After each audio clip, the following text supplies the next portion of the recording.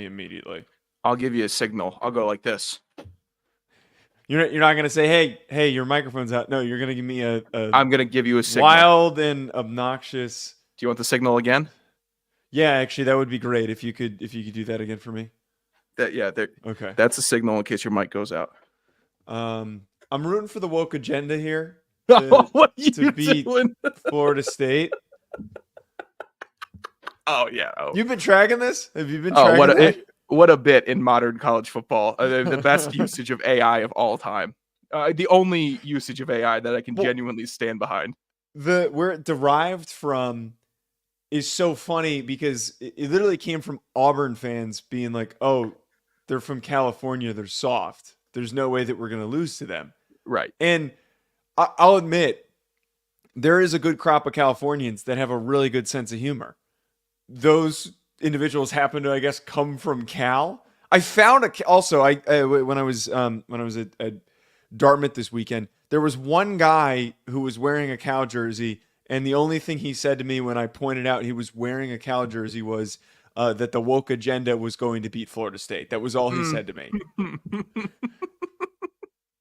That's couldn't good. muster much else. You know what? That's the first legitimate Cal shtick that I can remember ever, really. I don't think Cal has made like minus Marshawn Lynch going ape with the golf cart. That doesn't count. That was before anybody was actually plugged in to social. Right. What was that? 06, 07? Yeah. Twitter was in its infancy. Yeah, now it would have they would have had a court martial on the field for Marshawn Lynch for doing that now. God forbid a player has fun on the field. Can you post the YouTube link on Twitter, by the way? I did. Oh, okay. I'm just double checking. How about you double check if I posted it before you double check with me speaking about it? I'm just checking. Let me quote tweet it. We're gonna jump into recapping some of these games from week 4. Lots of action. The USC game was bonkers. Michigan pulling that one out. Who would have thought that you could just run the ball downhill and run single wing in the year 2024? Iowa wants to know how they did it. We're going to talk about that. We're going to talk about this ass whooping that Tennessee dropped on Oklahoma. Utah, pretty strong win. Zach Wilson's little brother loves throwing interceptions more than his older brother does. That doesn't seem. I think you're being a little bit hyperbolic about that because he threw 2 picks. No one has salivated more at the idea of throwing an interception than Zach Wilson at the professional level. Nobody has ever been able to love throwing an a back-breaking one at that, and they still won. Zach Wilson's picks cost them the game. Well, Utah still got it done, pal. That's why I'm going to save those thoughts for later. I'm just saying that is why Isaac Wilson, I think is his name. Isaac Wilson. That's why he's better than Zach Wilson. He can throw back-breaking interceptions and still win his team the football game. That's that alpha Giga Chad trait that his Isaac does not have. Isaac Wilson with the Zach Wilson stat line, 17 for 29, 207, a touchdown, 2 picks. Wow. I freaking told you. Can we do any analysis until all the games are played? No, Ron, we're not going to do that. We're kind of waiting for a little bit more of this Tennessee-Oklahoma game to be played again. We're gonna dive in quick. I want to share those. So this weekend I found out when I was visiting my girlfriend who's at business school at Dartmouth, and one of her friends went to Wake Forest. And as you know, Sean, I am in love, quite literally in love with Sam Hartman. Could not be any more in love. So embarrassing for you. We discovered that her dorm was right next to Sam's. Mm-hmm. And apparently, and this was disturbing to find out, her immediate reaction when I asked, do you know who Sam Hartman is? She's like, how do you know who Sam Hartman is? I hate that guy. And then we started talking about how, I'm like, how could you hate him? He's the most beautiful man on this earth. Oh. And her friend proceeds to say, he's not attractive. He's ugly. He's so weird. He's so uncomfortable. So apparently I dug into this because I was perplexed. I was like, how can any girl on this in this country think that Sam Hartman is unattractive? Any human. It's kind of, yes. I think anybody you can with put 2 eyeballs. Yeah, anybody can put their pride aside and say, that's Sam Hartman. He's not getting booked for modeling gigs right now for no reason. It's not because of his quarterback play, mind you. No, it's because he can cut glass with his chin. It's he is because going. his hair has a natural flow to it. Like there's Yes. constantly a fan in his face. He's going to go down, and I can say this confidently, as the most physically attractive quarterback to ever play college football. He holds the ACC passing yardage record, but I don't think anyone's ever going to top the Adonis-like looks that man brought to the game of football. But so the way that she described him, it kind of checks out, and it kind of didn't ruin Sam Hartman for me, but it kind of hurt me a little bit finding this out, that he was so attractive that he thought he could just walk up to anybody and that they would sleep with him. And it didn't work, which is the insane thing. Apparently it didn't work at all. No one at Wake Forest willingly slept with him because he tried this bit. Here's a question. That was the first thing I said. I was like, what's wrong with the girls at Wake that they're just like completely out on Sam Hartman, that he's this much of a dick? But apparently, like, her description of him was that he just was really just had no good vibes, had no juice, and just thought because he was so good looking, it was going to get him by. If you woke up tomorrow and you looked in the mirror and you had Sam Hartman's body, would you go to work, or would you just start walking around trying to get numbies? Because I would choose the latter. Whether or not I currently have stable work is out of the question. If I had a 9 to 5, I would call out and I would go to every bar that I could find and try to talk to anybody. Because I look like that, and I think I could pull it off. To be fair, Sam Hartman, you got to have like a little bit more nuance. You can't just walk up. Apparently, it was literally just walk up. Are you going to have sex with me? Like, that was, I don't know if it was that direct, but it was pretty close to the way that it was being described. How much nuance does a starting college quarterback need? How much you can't be that ham-fisted. Like, you can't be like completely skipping over the like, hey, I know that I can flirt with this girl and I'm going to do that, and just right to the main course. You got to, there's some appetizers, some drinks in the way before you get to the main course. You can't just jump and say, let's go ahead, I thought he was a big shtick guy, right? So like why would he? Hey, well, I think he has no juice. I think that's the whole point. Is he's got no shtick. He doesn't know how to do any of that stuff. I think he has no personality. He's walking around with a necklace with his own bone on it from inside of him. That's some form of personality. See, now that kind of I forgot about that. Now that makes more sense, because again, was described as extremely weird. So maybe this is all starting to check out. He's just a weird dude who happened to be really good looking and was really good looking so late into his life he did not know how to handle himself. This sounds like a girl that was a little bit jealous that maybe Sam Hartman didn't want to dish it out. It's like your buddy. No. Her feet stunk. Yeah. Oh, she sucked. I'm sure she sucked, dude. I think it's the other way. I think it's the other way around, though. I think it was because he was offering himself up to everybody and was expecting it to work, and it didn't. That it turned everyone off. I think that's what that was. I think. Look, I don't think Sam Hartman is necessary, or any real college quarterback, not just Hartman. If you're a handsome college quarterback, you're not necessarily going on coffee dates. I don't think that's really, you're not meeting up in the library to go over your notes.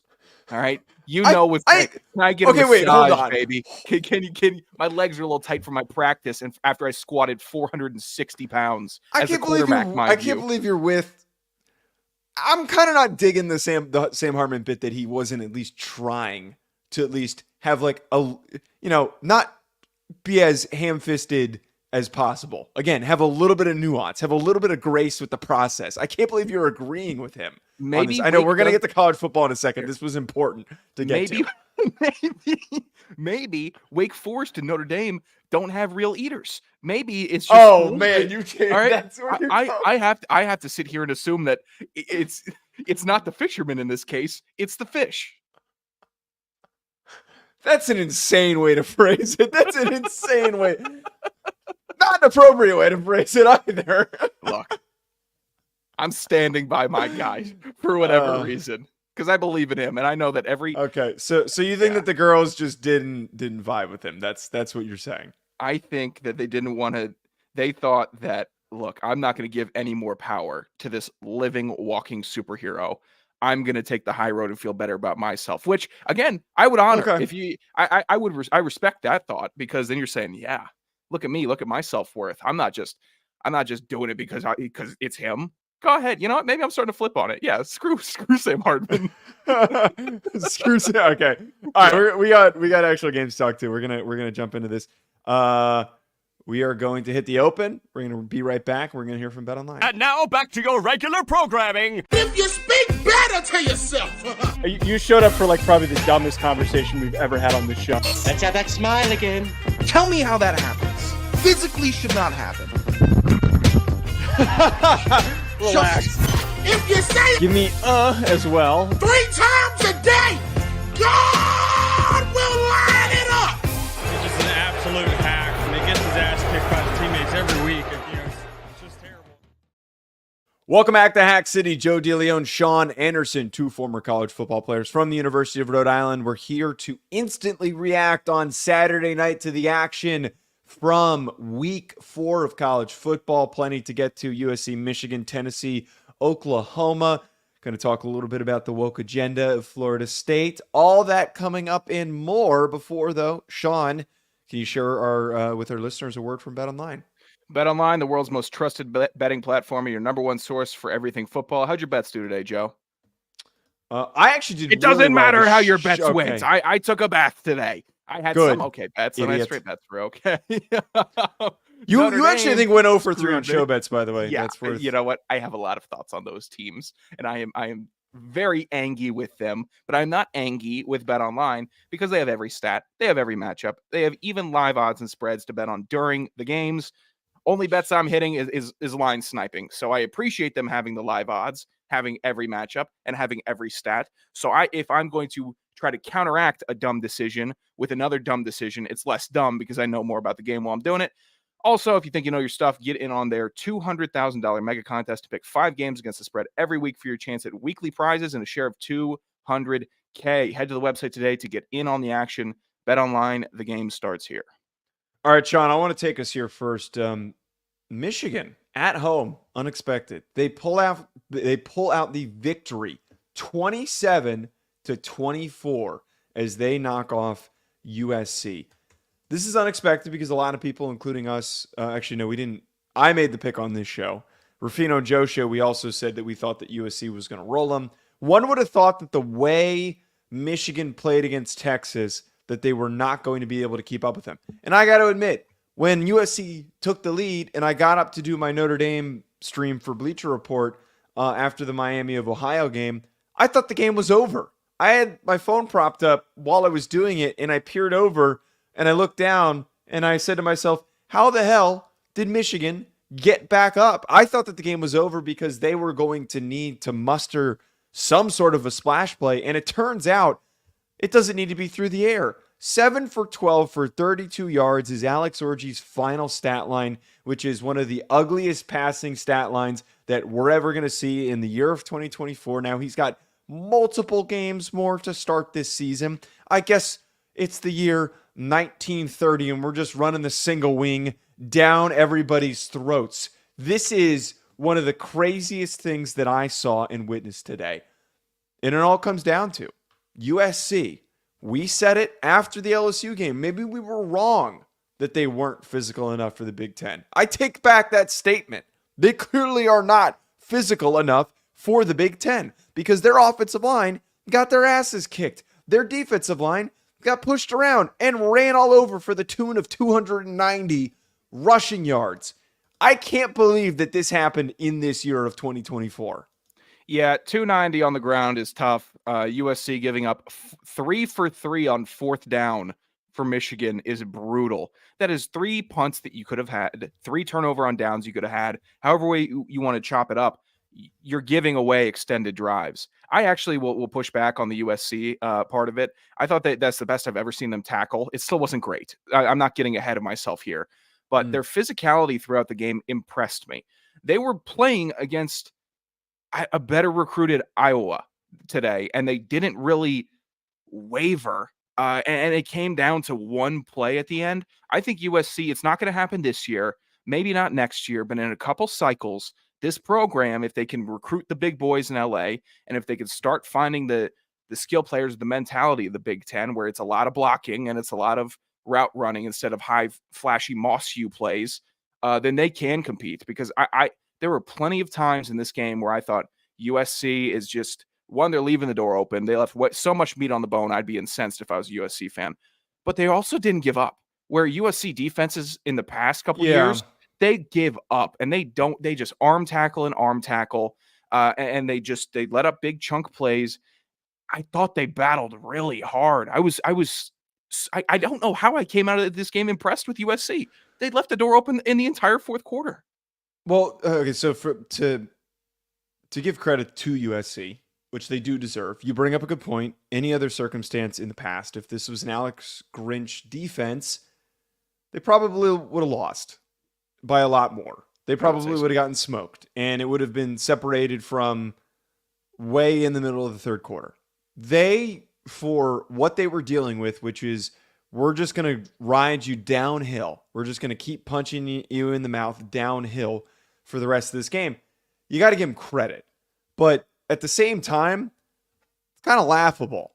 Like, it really is kind of laughable that you knew that they were doing one thing and you couldn't step up and stop them. They didn't run anything that was really that diverse in terms of just rushing scheme. 12 passing attempts paints the picture that they didn't even attempt any deep throws. They didn't even, in any situation that it was like third and medium, third and long, they ran the football because they were just going to say, let's just punt and see what happens. This is one of the most bonkers game plans that we've ever seen. Like, I don't think we're ever going to see anything like this, and they're going to probably do this the rest of the season. No team can ever try to do this. Nobody has a quarterback big and just powerful as Alex Orji, and then two running backs like Mullings and Edwards that can do what they did. I can't even really fully wrap my head around it. How, again, it is the year 2024, and that was the result produced. I have to also bring up here, Sean, my point stands on Miller Moss. I think he's fine. I don't think he deserves to be in some upper category that some people characterized him as. It was confirmed to me that if the offensive line's not playing well and he's asked to play outside of structure and he's asked to make more happen outside of what's given to him, he's not going to really do much to help his team excel. He didn't really impress me in this game. He had some nice throws, but didn't impress me. He should have, you're playing against Will Johnson, who takes away half the field every time. But when Will Johnson left the game with injury, I think he was going to the x-ray room or something. I should have followed up and seen, but that's when you take advantage as with the passing offense. That's when you start to strike, is if the best player in the country, in my opinion, Will Johnson, is out of the game, who's replacing him? I am targeting you out wide. Yeah, you got the spotlight on you now. I'm going after you every passing play until the safety comes over to help because he knows you're getting burned, and now we have the offense rolling. It felt like it was arrogant for USC to not really put the pressure on through the air in the second half. And you know what? They're leading back at 100 yards. That's great. I like that USC is not like completely abandoning the run, but it felt like low situational awareness to not really try to spread it out and work the ball upfield vertically in the pass game. That's when you do it. And the USC defense in this game, when you know it's one-dimensional, go cover zero. Just go man on whoever's a passing target. Everyone else, find a gap and fit it. Do it, because you're going to have the advantage. And then if not, guess what? They're going to have to go into 12 personnel, and you're going to be in an even better situation against them. It did not feel like an adaptive team in the second half for USC, where maybe they improve on that. Maybe they start seeing who can do what throughout a game. It's only week 4, but this is also a bit of nut cutting time. It's week 4, especially when Michigan is playing for respect like they were today. They got beat down by Texas. That hasn't happened to Michigan in a while. And now what happened? New coach, new year, early in the year. You have to play for respect against those big teams that are going to come to you. And they did today. That's what it was. It was a boxing match. One boxer wanted it just a bit more. And USC was the boxer that lost.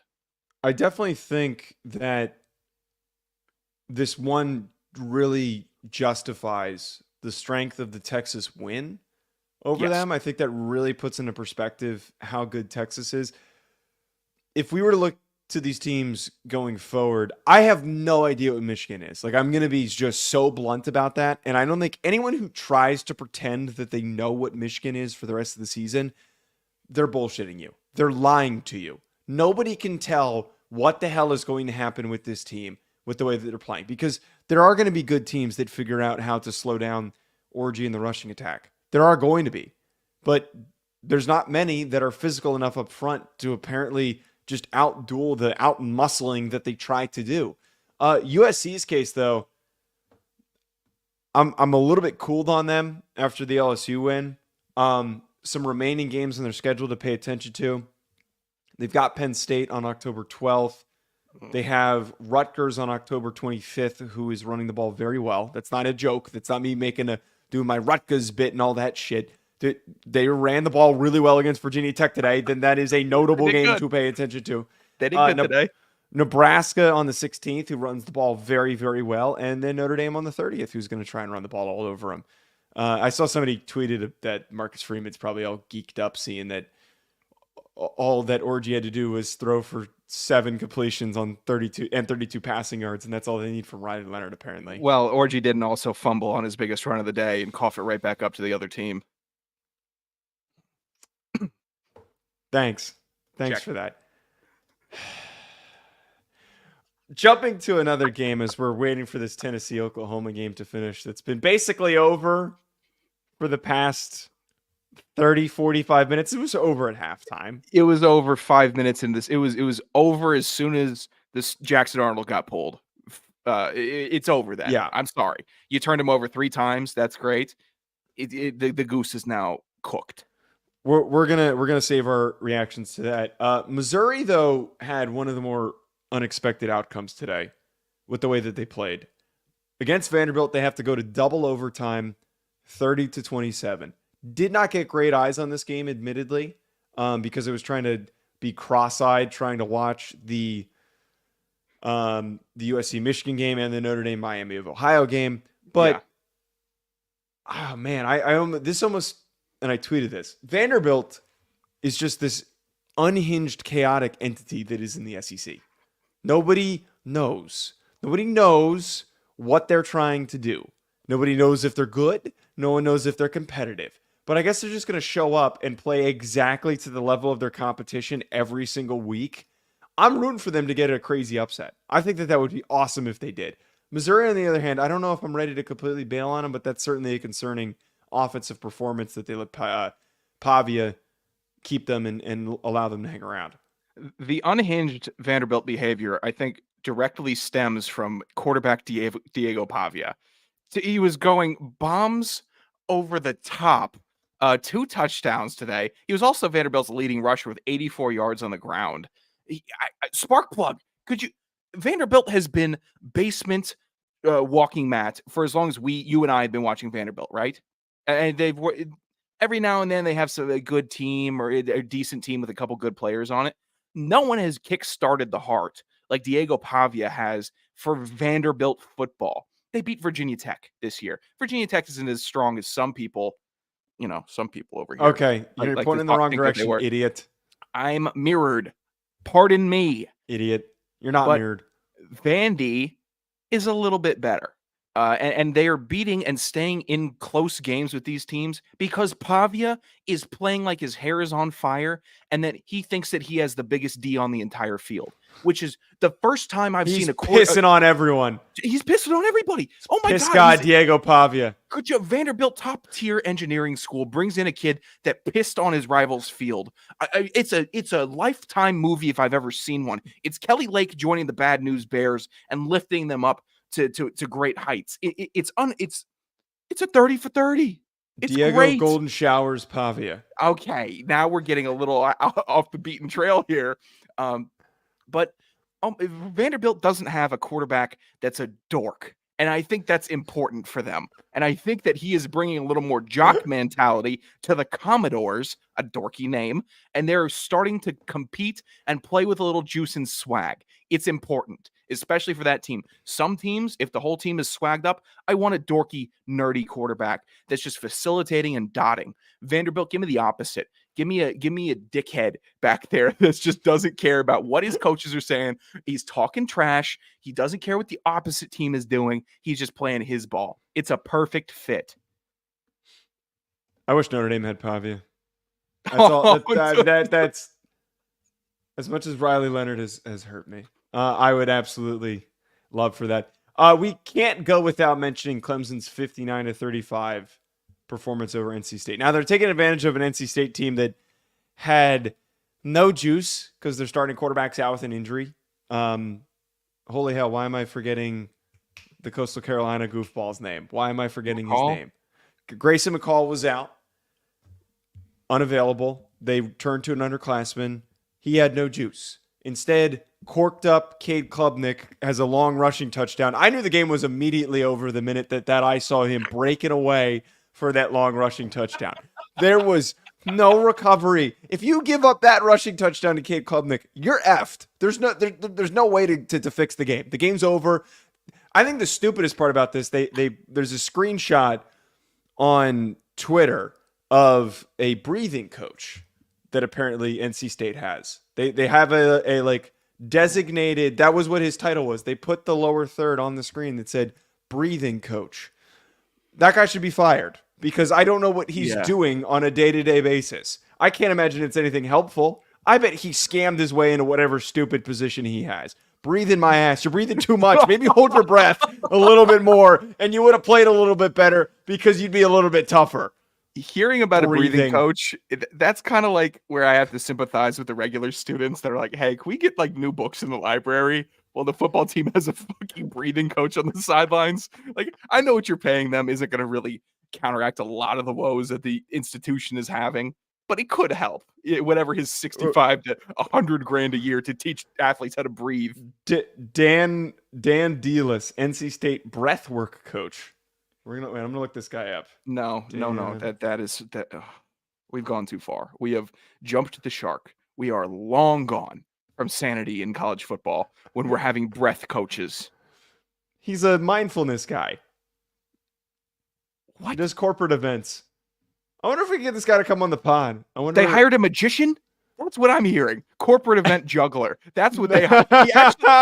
He came in to juggle for the team, and everyone liked him a lot. So they said, "Hey, do you do anything else?" He said, "Well, I kind of have that's this what you think degree, this and I really think I could help this team out. I was a high school coach and all this, and then okay, you know what? This fellas seem to like you. We'll bring you on. We'll pay you more than a student's tuition here at this university. So that's what it feels like to me. It seems like a bit of a con man going school to school. We obviously have to bring up the whooping. Jamie said he's in the chat just for this. The whooping that happened between JMU and UNC. Did you catch any of this game? I don't think anyone in their right mind thought that they needed to watch any of this football game. 70-50. James Madison, 70-50. Coach Bob Chesney, goated. Former Holy Cross head coach who took over for Kurt Signetti. I guess JMU still has some teeth, man. They should be ranked. And you put this into the doc. I mean, if you're hanging 70 on a team, you should be the G5 representative. I don't know exactly if they're fully eligible yet. I don't know what the deal is with that. I forget what Make the exception. I don't care. You made Mac Brown basically question his life his team and question whether or not he wanted to be the coach. Now, it's been quoted that Mac Brown does overreact after losses quite tremendously, and then it's back to work on Sundays, which it's like, get a grip, Mac Brown. Come on. You're supposed to be a leader, and you're going with vast disappointment.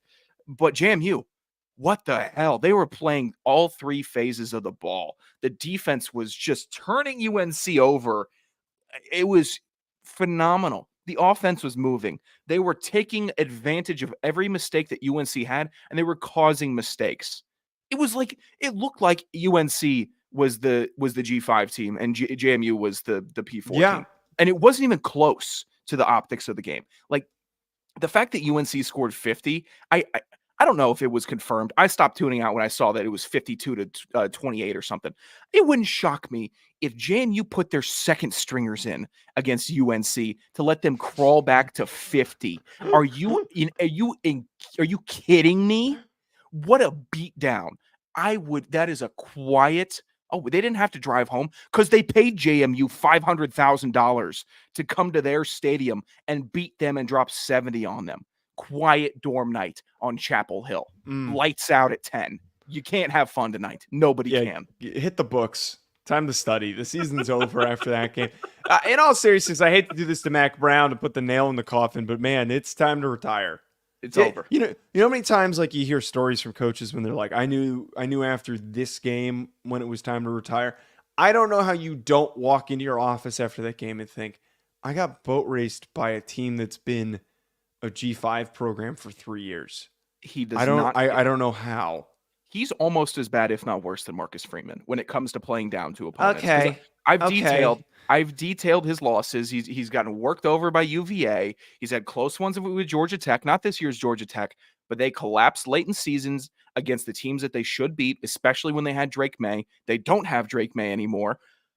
And they're just wasting Bryson Nesbitt. He was still playing in the fourth quarter. Pull that hero out of the game. He's one of the only talented players that you have. Oh my God. What are you doing? You suck. You suck badly. Concede the game. Mac Brown, it's just about over. You had a fantastic college football career. Unfortunately, you can't go out with the ultimate prize of an ACC championship. You are going to have to just... That wasn't going to be accomplished at UNC anyways. There was no way I actually that gave was him going to lower. be accomplished. I didn't even give him playoff berth. Just ACC championship. Whatever. Well, if they win the ACC championships, they go to the not in the past. Both sides. Regardless, it's over for Mac, and not because I still think he can coach a bad team to be better, but UNC, you need to coach a good team to be great, and they don't do that there. I wish he had taken Campbell. Like if he took the Campbell job, I think that would have been like a far more survivable thing if he was great for a good chunk of time. Like I'll admit, like the recruiting for the very beginning of his time at UNC, the recruiting was tremendous. Drake May was a gem that he found. Sam Howell was highly sought after. There were a number of premier defensive backs and just 5 stars that should not have been sniffing around UNC that decided to go there. Yeah, Duck Storm, Cedric Gray, Storm Duck. What am I thinking of? Yeah, all right. No, Good Storm correction. Duck's his name. Yeah. But they had enough talent to win a lot of Storm. games in the ACC. Tell me which one sounds more normal. Tell me Storm which one Duck. I'd say Duck Storm. Who? I'm not going to get in semantics over a player's name. I know how that goes. Not doing it. Apologies to the Duck family if I have insulted. It's over for Mac Brown. That's the final nail in the coffin. You nailed it. Maybe close out this season. Start the search now. Just have your private parties start seeing who would be interested and available. Start doing your digging in the G5, and then try to find a leader like Chesney to come in and reinvigorate your team. I mean, if you should have just done a Yankee swap right there and just hired him. Say, hey, JMU is great, and you just beat us, but come on over. We'll send Mac Brown there to close out the year. If you want to pull yourself off the ground, just go hire Chesney. After 1 year, I mean, that's enough proof. I don't know how much more proof you need to hire a guy. And he's been a riser. So that he's a good coach, that he has taken Holy Cross of all nothing teams and turned them into a competitive program. I'm hiring him if I'm UNC. I'm sorry, JMU fans. Seeing what Chesney and Saluka have done almost makes me more disappointed in that Holy Cross team last year, because with the heights that they've been able to achieve through 4 weeks lets me know that they should have won more FCS games together. They just should have. The Utah performance that they had against Oklahoma State, it was actually pretty separated until the end. Oklahoma State kind of climbed their way back into it to get back into the football game within some striking distance. Utah staves them off, though, 22-19. This played out exactly as I predicted it. I feel pretty good about this one, even without Cam Rising. Kind of makes me wonder if Cam Rising played, how much this could have been lopsided. Isaac Wilson, little brother of Zach Wilson, turnover god, 2 interceptions, 207 passing yards. Micah Bernard is a tank. 182 yards on the ground, 7.3 yards per carry. This Oklahoma State run defense, dookie. 249 yards allowed on the day. That was rushing. That was what they allowed rushing. They can't stop anything. They couldn't stop a man in a wheelchair if he was being pushed up and down the field. They couldn't stop anything. That was my whole prediction coming into this game. We watched Arkansas cook their asses, made them look like a JV high school team, and if it wasn't for turning the ball over because they're undisciplined and making mistakes, it would have been... They would have lost. They would have lost to Arkansas. So Utah flexes their power and their ability to win despite dealing with adversity, dealing with injuries at quarterback, dealing with inconsistent just offensive play in general, finding your strengths, which is leaning on Micah Bernard, who has been a star, and leaning on your defense. That here, I want to pull up like the team stats that the Utah had. There's some team stats here that are ungodly.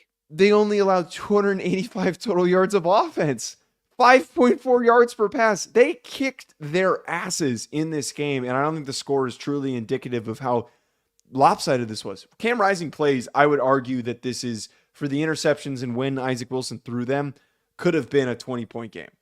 This is a game that explains why everyone picked Utah to win the Big 12 this year.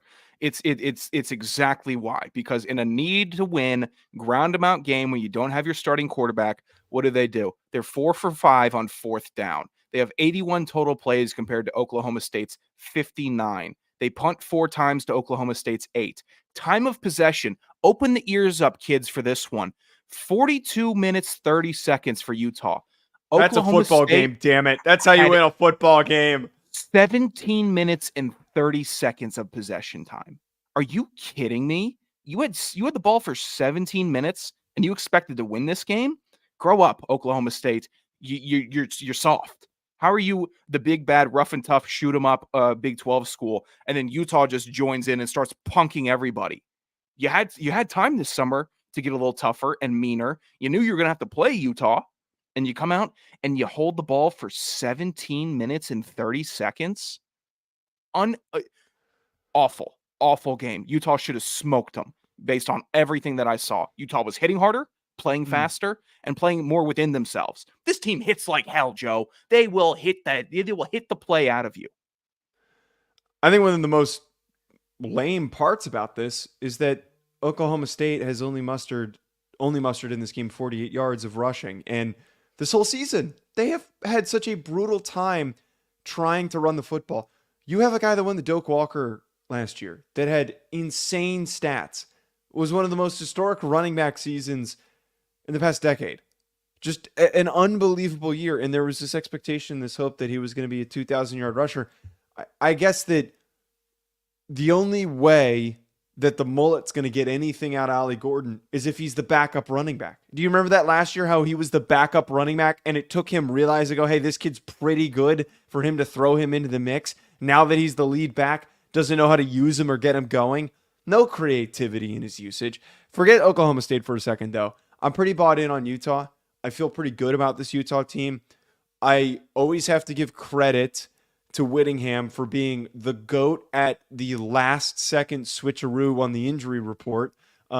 He is one of the, you always know when it's like, oh yeah, he might play. Yeah. Oh yeah. Well, yeah, he might. It's a game time decision.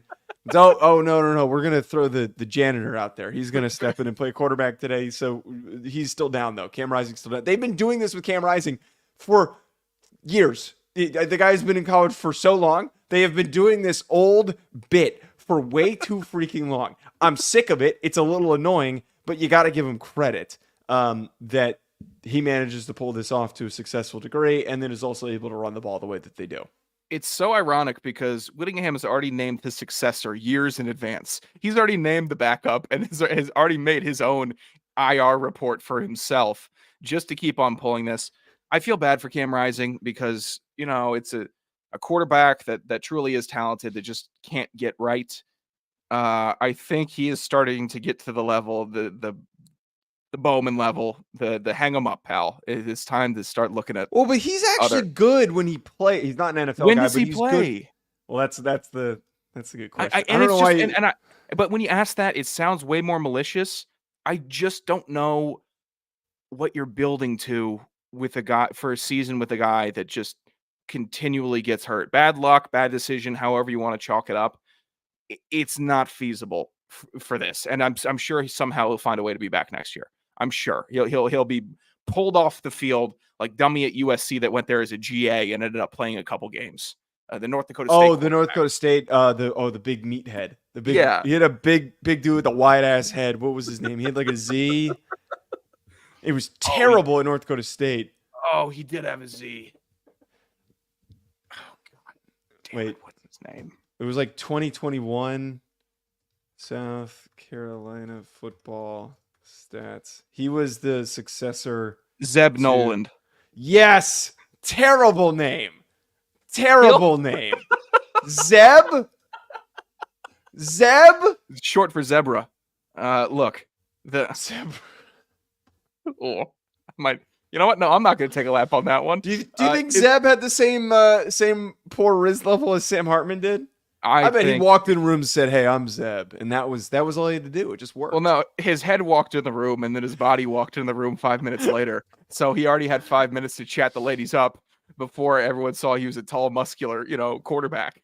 So he did good, I think. I think he's the Murray State quarterbacks coach. I nailed that description. Enormous head.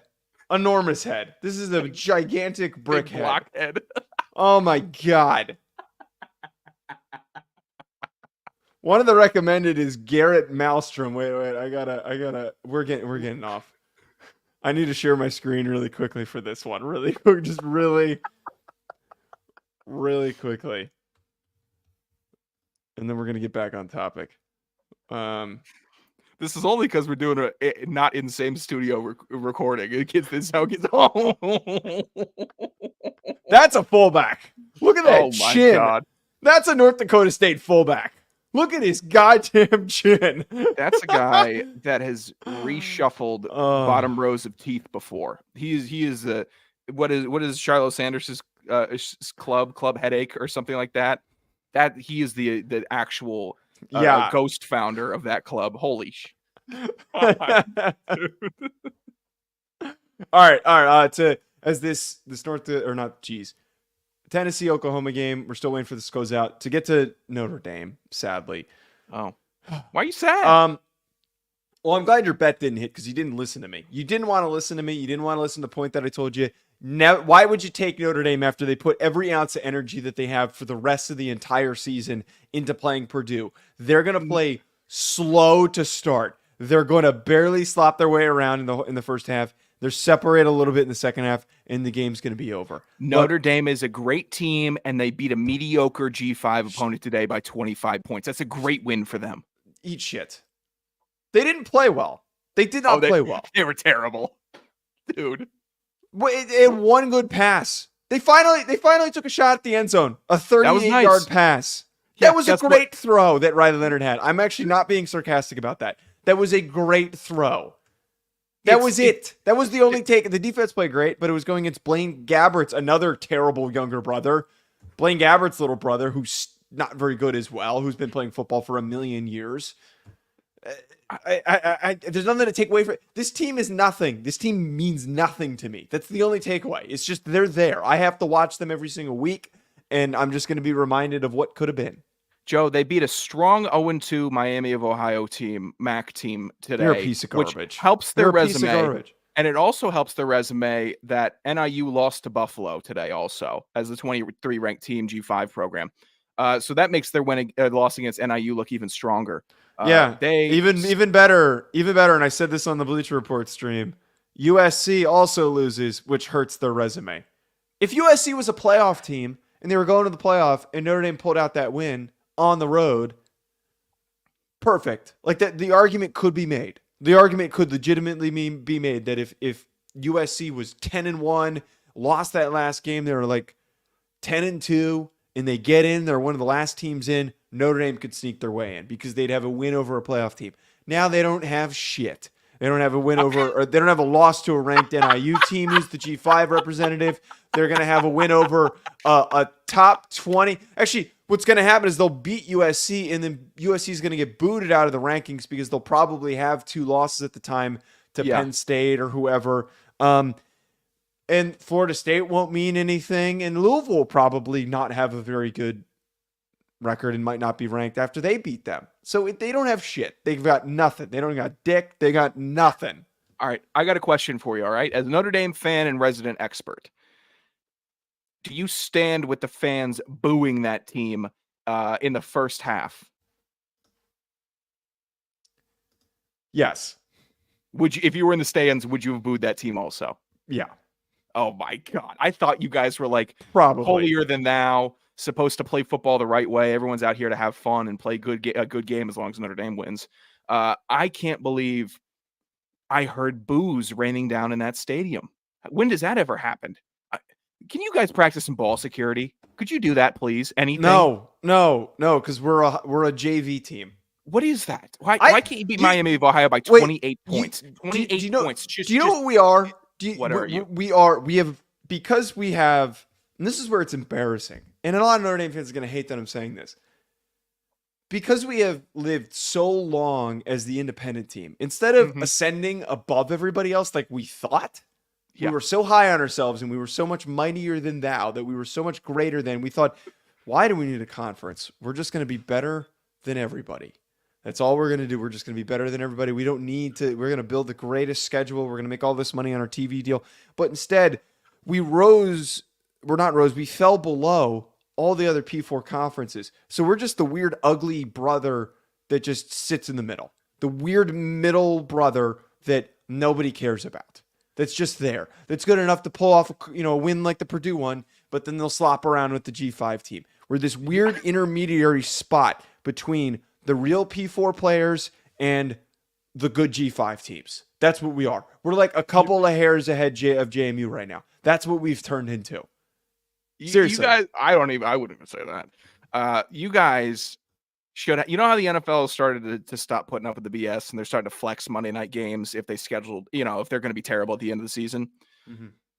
The Notre Dame TV contract should be revised. Don't. Just follow me. Follow me. Don't. Can I make my quick pitch? No. There should be a flex where if the team is off the rails, they're not going to make the CFP halfway through the season. They go on the CW, and an ACC team gets that NBC broadcast. NBC doesn't own the CW, first of all. Well, maybe we do some nice intermingling. Didn't you think introduce each other? Didn't you think? I thought it was Country Western. Yeah, Country Western, idiot. By the way, Kevin, thanks for saying to drop a like for us. Appreciate that. No. Oh, why you don't want to deprive the country of more great Notre Dame games like today? Yes, because the value of all of the the old folks that are going to sit and watch that know how to turn NBC on are going to put NBC on to watch them play. No matter CW is how bad right below. they are. 504, 503. The 80-year-olds like my grandfather who texts in the group chat with the random guy who, for some reason, for quick backstory, my grandfather made a group chat with some random dude that we don't know who he is, and he texts us. His name was Kevin. Kevin now just texts me individually, but when he's talking ball. No. He doesn't understand how the group chat works. A text comes in from my grandfather, and then he texts me directly because he doesn't know how the group chat works. I don't know why. I don't know why, and I don't know how to respond to him. I don't. It's because I don't know who he is. Your granddad. They don't understand how the playoff works, so it doesn't matter if they know or don't know if it's in the realm of possibility that they make the playoff. Your granddad has probably sneezed his dentures out and hit the channel down button on his remote before. All right, so I don't want to hear the fact that he couldn't find the CW somehow. No. Okay, sure. That's a good close to the Notre Dame clip. All right, end it here. That's right. Tennessee, Oklahoma is wrapping itself up right now in a very chaotic manner. This game ended up actually having like a little bit of life to it. As it's closing out, Oklahoma's trying, and they're in a goal-to-go situation to get themselves back into it. There's 1:25 left. One can only assume. It felt like a lot, like pretty heavily, that Tennessee took their foot off the pedal. We both know that even though this final score is going to look closer than it is, this is all garbage time points. I want to talk about in a second the weird quarterback situation that happened in this game that was pretty disorienting. There was just a helicopter dive that just happened for a touchdown with Hawkins, and he looks seriously hurt. Is he hurt? Yeah, he's pretty badly hurt. I will get to that in a second. I have to glaze Nico for 1 minute. That kid is tremendous. Nico for Tennessee has an unbelievable arm. The way that he's able to drive the ball with pace is just ridiculous. It shoots off his arm, and he's got such great touch. Just fantastic touch, the way that he's able to deliver some of these passes. I am excited to see how this team progresses and improves, because if this is what they gave at what felt like a 75% effort, making a bunch of mistakes against what's a pretty good defense, like a really good defense, 25 points against that defense is great production. I think that kid is just going to keep getting better and better. His stat line does not look that sexy, but he is ridiculously good. You just nailed it. He's going to get so much better throughout this season. You could compound his growth and improvement through every game this year. And the main glaze point that I have for Nico is that when he's dropping back, he's got some quarterbacks have this, right? They have this relaxation that they give fans that they're going to make the right decision. They're not always going to make the right decision. They're going to throw a pick every now and then. Mm-hmm. But when you're watching Nico drop back and get ready to pass, a little wave of relaxation washes over you when you see him wind up and get ready to throw that thing, where you think, oh, this is going to go right to a receiver's hands. That is just a ability that he possesses in a game where he wasn't at his sharpest. He didn't dominate this game. The Tennessee defense dominated this game. How impressive were those dudes? That unit on defense is a legit threat for this team that makes them a legit rankable opponent that can compete deep in the CFP if they all stay healthy and play like this. The aggression, the run fit, they held Oklahoma to 36 yards so far in this game. Unparalleled for Tennessee. Rushing? Yeah, rushing. Okay. That is, I mean, the defensive tackles are monstrous and they have sweet feet. James Pierce Jr. is a one-man wrecking crew, but they have an 11-man wrecking crew.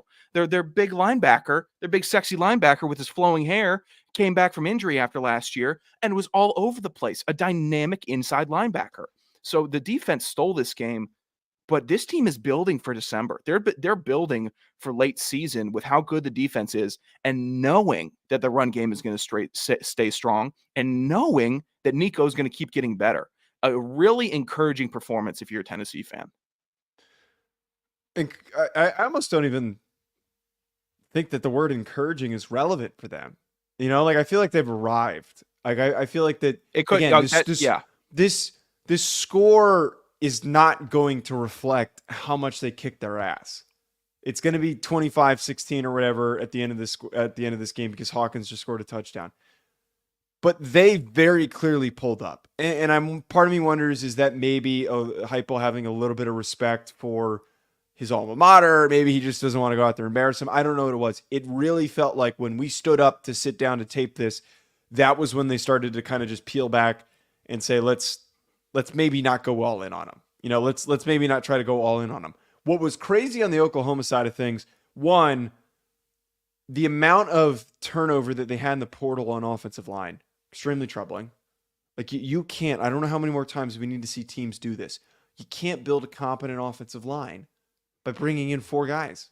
Four guys. It Doesn't not work like that. doable. But I am blown away by this mid-game bailed decision by Venables on Jackson Arnold, who was supposed to be, and I'm not doubting him for it. He puts in Michael Hawkins, who goes 11 for 18 for 131 yards, 1 touchdown. There's no explanation. Arnold was 7 for 16 for 54 yards and a pick, and then he had that backwards pass that was ruled a fumble. That was extremely detrimental. I don't know if there's some injury that we're missing. I don't know what the deal is. But that's insane that you bring this guy in. There's all this hype. Everybody's acting like this guy is like the next coming.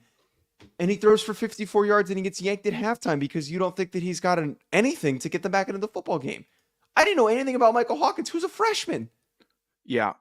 The Jackson Arnold, I can see why Venables made the situation, because it was like a 1-score game, or maybe a 1.5-score game when he pulled him. It was close enough where maybe we bring in a guy that they haven't seen, and Michael Hawkins Jr. can just run around and maybe give some life and get Tennessee out of their rhythm. It's a 3-star too. And Arnold, I don't use the term piss poor a lot when describing quarterback play in college, because of college quarterbacks, it's still very hard. It was just a piss poor game. It was awful. The turnovers were bad. I mean, the only time that this Oklahoma offense was rolling is when they were getting Deion Burks the ball. And it felt like it was pulling teeth to try to get him the ball when they did. He's the best player on their offense. Get him the ball more. Unbelievable. He had Wait, two, wait, he wait, had so 2 wait, carries and 4 catches. What's really random with this too, though, is that Arnold came back into the game in this goal line situation. I don't understand what they're trying to do. Like, I don't get this. This is one of the weirdest. What am I missing? Like, what am I legitimately missing? What the hell is Oklahoma doing? Maybe they're reopening the quarterback competition for this week and saying, we're punting this game, and then next week, fellas, we're going to make another decision. That's the only rationale, because they can't. At that point, they're not winning the game. They're already past winning or really coming back outside of garbage time points.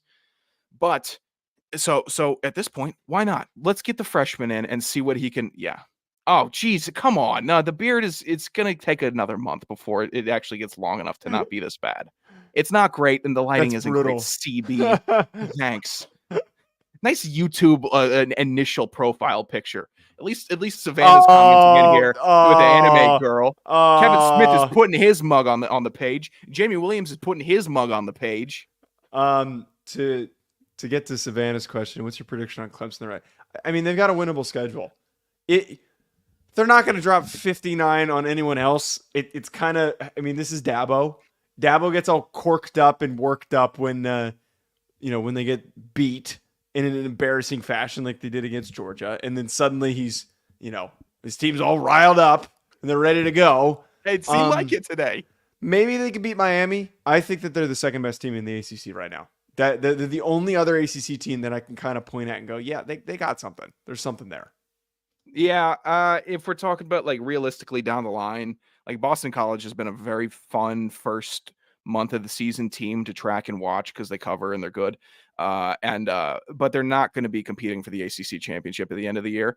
But Clemson is starting to show a little more fight than they did in the first week of the season. But I truly believe if they go up against a legit top 3 team, it will look like the first week of the season. They're good enough to beat the good. They're great enough to beat the good teams. They're not great enough to beat the elite teams, and that's the Dabo pocket. And if he has an elite quarterback, then he could put himself. If he has elite stars on the outside and at the quarterback position, then they can get it done because he does build good teams that play football in the traditional right way, where they tackle and they flow on defense and they block hard up front and they run the ball harder than anybody. But the quarterback position has carried Clemson historically in their deep playoff runs, and that's what Dabo is missing. But so yeah, contender for the ACC this year, but they won't. I don't think they beat Miami. Ron's tracking the Idaho game very closely. Thanks for doing that, Ron. CB's gonna throw a profile pic on, so we're gonna get the. Please do. Something. Yeah. Please make it Sean. Please make it a picture of Sean's head. Last question before we get out of here. Prediction for Georgia versus Alabama. Early prediction, gut check. I'm actually, and I said this last week on Rufino and Joe. I think I'm going to go Alabama because right now, some of the injuries that Georgia's dealing with does not bode well for what Alabama can do well. I think if they run the ball well enough and Milroe plays similar to the way that he played against Wisconsin, I'm going to lean them slightly, very, very slightly. Yeah, it would take like a 2 to 3 interception game for Starks to keep Georgia in this. I think Alabama. I think I'm rolling Alabama in this. I do. What? It's kind of a weird angle. Why does Malachi Starks need? Okay, it's not gonna be 45-20. Come on, we gotta be a little realistic here. Score wise, maybe like a 27 to 22, 21, something like some weirdness happens. Yeah, I think it's Alabama. Georgia. And I'm going to look like such a jerk off because Georgia does this where we see historically week 3, they take that week off and then the next week they win. It's what they do. But maybe Alabama catches them in a little bit of a lull. I'm sure they're up for this game. I'm sure they're ready for they're going to be game planning like hell. How do we contain Milroe? But Milroe's got a little bit of that. I'm just going to be a dude factor. And I think if he turns that on and flips that switch, they have a legit shot to roll over Georgia. All right. That's going to be it from us, folks. At Joe DeLeone, at Sanderson Radio, at Hack City Pod. We're going to be back live on Monday night at 8:30 Eastern Time. We'll talk to you folks later.